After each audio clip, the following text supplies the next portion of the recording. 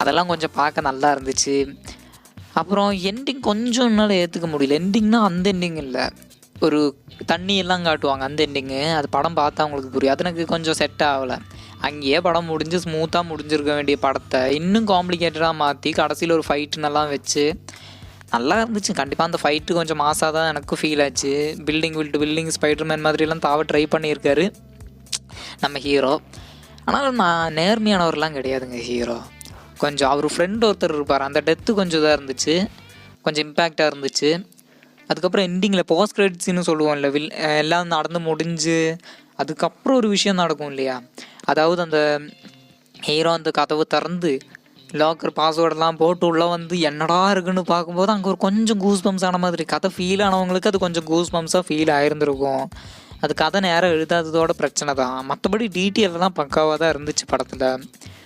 அந்த ஹீரோ அந்த ரூமுக்குள்ளே வருவான், வந்து பார்க்கும்போது ஒரு விஷயத்தை காட்டுவானுங்க, லாங் ஷாட்டு போய் நல்லா இருந்துச்சு. அது பார்க்க ஒரு மாதிரி வித்தியாசமாகவும் ஃபன்னாகவும் நல்லாவும் இருந்துச்சு.